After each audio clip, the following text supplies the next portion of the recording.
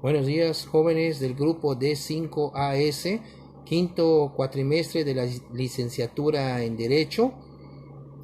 Nuestra materia, Derecho Procesal Civil. El tema que vamos a analizar, que corresponde del sábado 1 de agosto de 2020, es el de juicios especiales, el desahucio, el juicio de desahucio, las controversias del orden familiar, qué son las controversias del orden familiar, y los denominados juicios universales. Damos inicio a la clase. Vamos a empezar con el primer tema de los juicios especiales. ¿Qué son los juicios especiales? Hemos tratado a lo largo de este cuatrimestre todo el procedimiento de un juicio civil, de un juicio ordinario civil, todas sus fases, incluyendo la sentencia, la etapa impugnativa, la etapa ejecutiva. Hemos visto también la ejecución procesal de la sentencia. Ahora nos toca ver los juicios especiales. Juicios especiales. Un juicio especial es aquel que va a tener una tramitación diferente al juicio ordinario civil. Es decir, tiene una característica que lo hace especial y diferente. O sea, un juicio especial es diferente a un juicio ordinario civil. Son juicios generales aquellos en que la acción general deducida no tiene señalada una tramitación especial en atención a su naturaleza. Es decir, su procedimiento es de aplicación general. Es las fases que ya vimos a lo largo de este cuatrimestre. En cambio, son juicios especiales aquellos que sí tienen una tramitación especial en atención a la naturaleza de la acción deducida o de la acción pretendida. Durante la época colonial, vamos a ir a la época de la colonia, de la misma forma como ocurrió en España, en México fueron los alcaldes los funcionarios encargados de la justicia de menor cuantía. La Constitución Española de Cádiz de 1812 otorgaba a los alcaldes de cada pueblo la función de conciliadores y la competencia para conocer de las demandas civiles, pero de pequeño monto, o sea, menor cuantía. En el México independiente, el primer texto legal donde se puede prever la existencia de los juzgados de paz fue la Constitución Centralista de 1836, cuando eran tiempos de don general, Su Alteza Serenísima, don Antonio López de Santa Anna, la cual tuvo una muy escasa vigencia. Posteriormente, la ley del 17 de enero de 1853 dispuso que los alcaldes fueran sustituidos por los jueces menores en la Ciudad de México y por los jueces de paz en las demás municipalidades de aquel entonces Distrito Federal. Esos son prácticamente la diferencia entre juicios especiales y juicios ordinarios. Vamos a ver a continuación qué es el juicio de desahucio. ¿Qué pasa cuando una persona le da en arrendamiento a otra un inmueble para que lo habite, y después la persona no se quiere salir? Bueno, hay que tramitar este juicio de desahucio. El procedimiento de este juicio está regulado del artículo 634 al 644 y en el procedimiento oral del artículo 1003 al 1004 sexties del Código de Procedimientos Civiles del Estado de Quintana Roo en vigor. El trámite que se solía seguir es el siguiente, hablando de, cuando no se llevaba de manera oral. Según el concepto, desahucio significa acción y efecto de desahuciar, despedir a un inquilino. Y el vocablo desahucio significa despedir al inquilino o al arrendatario mediante una acción legal. El juicio de desahucio va a proceder cuando se reclama la desocupación del inmueble por falta de pago de 2 o más mensualidades. ¿Cuáles son los presupuestos procesales para que pueda llevarse a cabo este juicio? procederá cuando se reclame, primero, la desocupación del inmueble, pero porque hay una causa, no se pagaron 2 o más mensualidades de renta. A la demanda se va a acompañar el contrato de arrendamiento o documento justificativo del mismo. ¿Qué se va a reclamar? La desocupación del inmueble. Bueno, se admite la demanda y ¿cuál es el acto de la diligencia? ¿Cómo se lleva a cabo la diligencia? Al admitirse la demanda, el juez va a ordenar requerir al arrendatario para que en ese acto justifique estar al corriente de sus pagos de la renta, de las que está reclamando el arrendador, o bien en ese momento de la diligencia haga pago de ellas. El domicilio para hacer el requerimiento es precisamente el inmueble arrendado, el inmueble donde está el inquilino. De no hacerlo, el inquilino, o sea, de no acreditar que ya pagó ni va a pagar, se le prevé para que dentro del término de 30 días, si el inmueble es para habitación, proceda a desocuparlo. Se le dan 30 días para que se vaya. Apercibido de lanzamiento, fuerza pública, ojo, fuerza pública, a su costa si no lo efectúa. Estos plazos se van a computar como días naturales, no estamos hablando de días naturales, y son irrenunciables. En el mismo acto se le va a emplazar para que dentro de 9 días ocurra a exponer las excepciones que tuviere con relación al juicio de desahucio. El emplazamiento que se le hace al inquilino es requerir al arrendatario o inquilino, como ya se mencionó anteriormente, que se le va a emplazar, que exhiba los recibos u otros justificantes de pago de las rentas reclamadas y después de hacer constar esa circunstancia en el acta y agregar los justificantes, se le va a emplazar. Pero si no tiene ningún documento, se le va a emplazar, se le van a dar 30 días naturales, pero eso no le quita su derecho a ser oído y vencido en juicio. Por eso se le emplaza. Y fin del juicio proceso, si en el acto de la diligencia acredita ya haber pagado o paga, pues ya no tiene la razón. Si la exhibición del importe de las pensiones se hace fuera del plazo que se le ha señalado para el desahucio, también se dará por concluida la providencia del lanzamiento. Ya no se le va a lanzar, pero se va a condenar al inquilino al pago de las costas causadas por parte del arrendador, o sea, el que está promoviendo el juicio de desahucio. Y las excepciones oponibles en el juicio de desahucio, en los juicios de desahucio son oponibles toda clase de excepciones, pero para no pagar la renta solo serán admisibles las fundadas en el hecho de que el arrendatario se le impida el uso total o parcial por razones de caso fortuito o causa de fuerza mayor o por reparaciones ordenadas por el arrendador. Ahí es lo que podría alegar.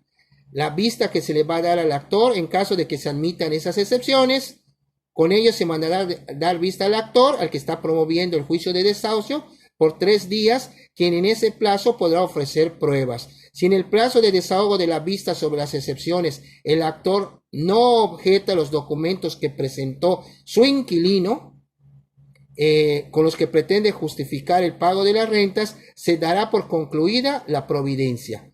Ahora, hay también una audiencia para desahogo de pruebas, hay también la apelación de la sentencia y lo más triste, cuando viene la diligencia de lanzamiento, cuando te vienen ya a sacar con la fuerza pública. La diligencia de lanzamiento se entenderá con el ejecutado, o sea, con el que van a sacar. En su defecto, con quien se encuentre en el inmueble arrendado y no habiendo ninguna persona, se procederá a su práctica rompiendo las cerraduras en caso de ser necesario. Los muebles o objetos que se encuentren, si no hubiera persona de la familia ni inquilino que los recoja u otra autorizada para ello, se van a remitir por medio de un inventario que se va a elaborar a disposición de la presidencia municipal o algún almacén de depósito, dejándose constancia en autos de ello. Y hay la vía de apremio, ejecutado el lanzamiento, y en caso de que se hayan embargado bienes previa a la liquidación de las rentas adeudadas, se procederá en la vía de apremio. Actualmente el juicio de desahucio está sujeto al procedimiento oral, como ya se mencionó, de conformidad a lo que estipula el artículo 892 en su fracción séptima del Código de Procedimientos Civiles del Estado de Quintana Roo en vigor. Tiene un procedimiento algo parecido porque pues está tanto en el sistema tradicional como ya está en el sistema o en el procedimiento oral. Ahora, pasamos al tercero, ¿qué son las controversias del orden familiar? Eso está previsto en el Código de Procedimientos Civiles del Estado de Quintana Roo. Es muy importante, a manera de introducción, lo puse en el material, la teoría del conflicto. La vida humana en gran parte está regulada por el derecho. Eso lo vieron desde que llevaron la materia, introducción al estudio del derecho, o sea, la importancia del derecho. ¿Por qué la necesidad del derecho? Y es precisamente para evitar los conflictos.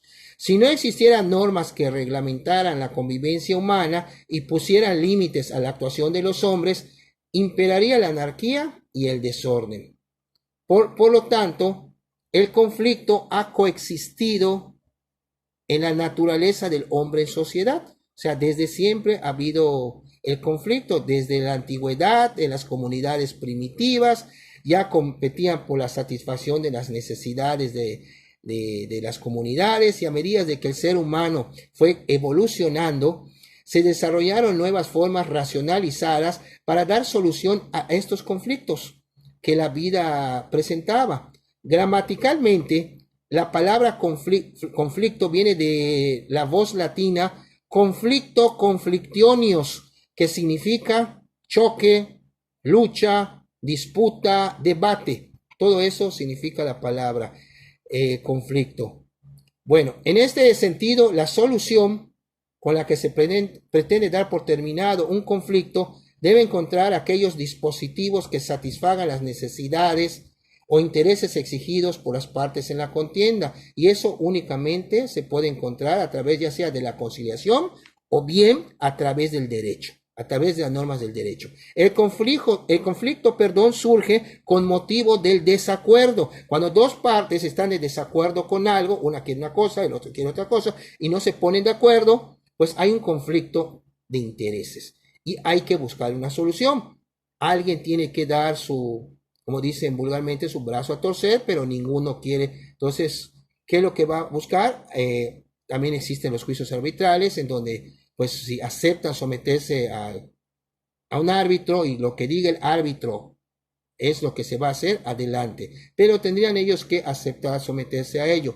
Pero en nuestro código procesal están las cuestiones de controversias del orden familiar. Y el artículo 884 nos señala claramente qué casos son esos de controversia familiar que ve nuestro código procesal.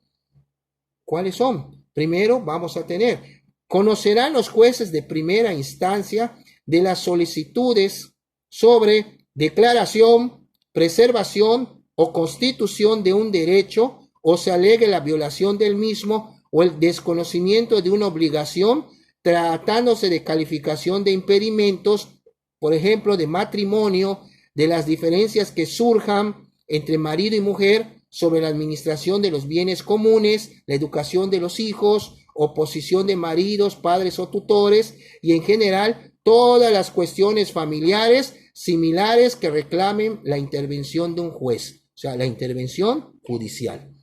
Esta disposición es aplicable en los casos de divorcio o de pérdida de la patria potestad. Ojo, cuando hay violencia familiar, que está prevista en el artículo 983 ter del Código Civil para el Estado de Quintana Roo, el juez va a determinar las medidas procedentes para la protección de los menores y de la parte agredida. Esto también se toma en cuenta independientemente que constituye un delito que puede ser denunciado en la Fiscalía contra los delitos de la mujer y razón de género, o sea, en la Fiscalía del Estado de Quintana Roo. Bueno, el mismo Código Procesal nos señala cuáles son todos los pasos a seguir para poder dirimir esas controversias del orden familiar.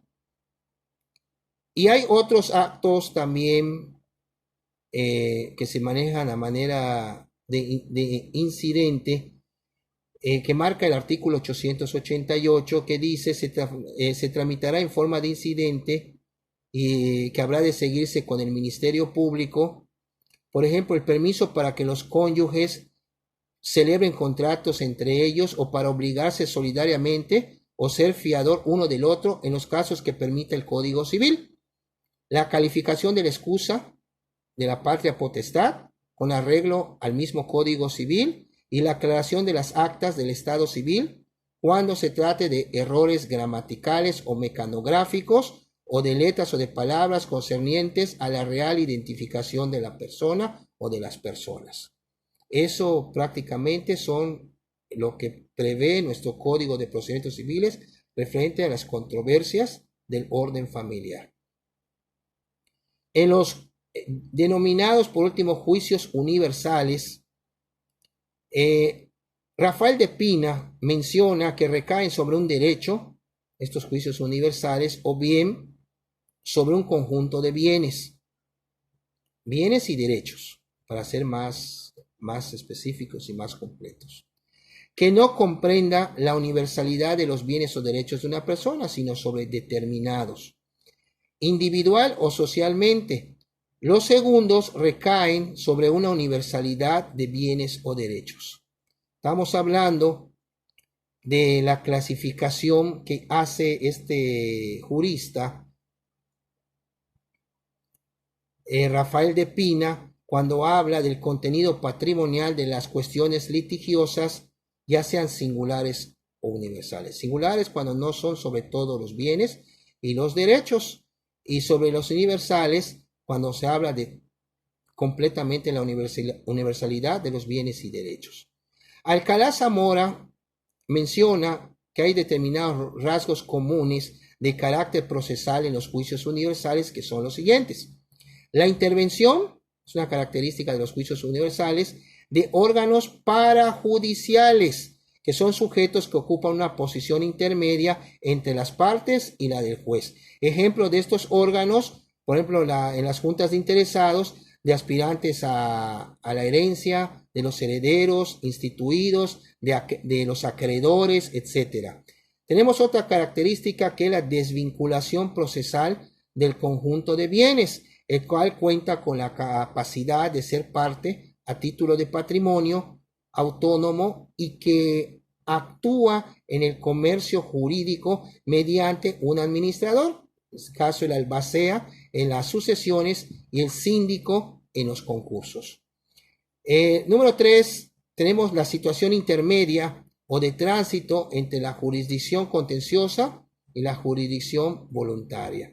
Y por último, de estos juicios universales, otra característica de ellos es la peculiaridad de la acumulación que origina esta clase de juicios, a lo cual el autor citado llama considerando el plano de superioridad en el que el juicio universal se encuentra respecto de los singulares, acumulación, absorción. Ya en la próxima clase vamos a continuar con estos juicios universales. Con esto doy concluida esta sesión y vamos a retomar el próximo sábado, 1 de agosto de 2020, en nuestro horario de clase, los conceptos básicos aquí mencionados, y por favor todas aquellas dudas que tengan al respecto del material que ya está en plataforma, pueden externarlo para poderles dar una respuesta. Muchas gracias.